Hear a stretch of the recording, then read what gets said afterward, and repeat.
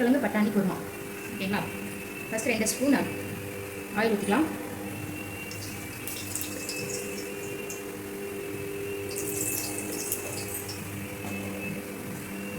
என்ன நல்லா காஞ்சதும் ஒன்று போல் பிரியாணி இலை, 4 டேபிள் சோம்பு,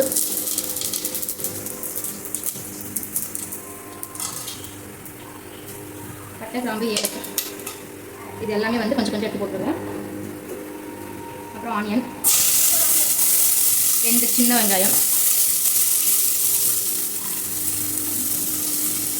2 கீரி போட்ட பச்சை மிளகாய் நல்லா வதக்கிட்டு வெங்காயம் கொஞ்சம் லைட்டாக வதங்கிருக்கு. இப்போ வந்து தக்காளி போடலாம்.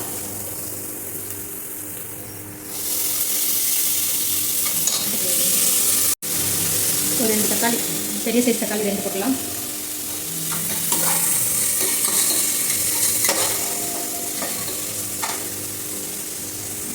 தேவையான அளவு உப்பு.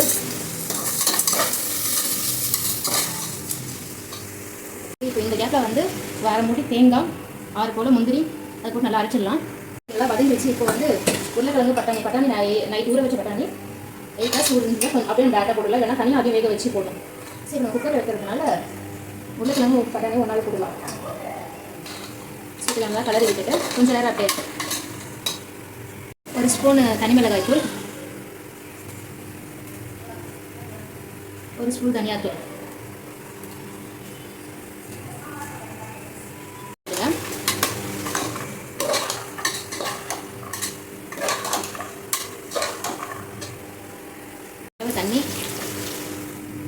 தண்ணி நான் ஊற்றிருக்கேன்.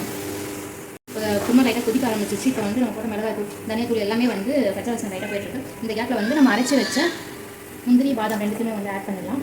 ஆட் பண்ணிவிட்டு நல்லா மிக்ஸ் பண்ணிவிட்டு காரம் உப்பு எல்லாம் கரெக்டாக செக் பண்ணிவிட்டு நம்ம ஒரு 4 விசில் வர வச்சு க்ளோஸ் பண்ணிவிட்டு எடுத்துட்டா நம்மளோட kurma ready.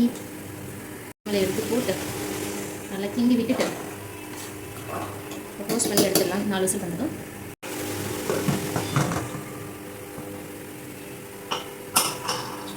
Let's wait. 4 whistle வந்த உடனே நம்ம செக் பண்ணிடலாம். யாரும் ரிலீஸ் ஆகிடுச்சு. இப்போது ஓப்பன் பண்ணி பார்த்துடலாம்.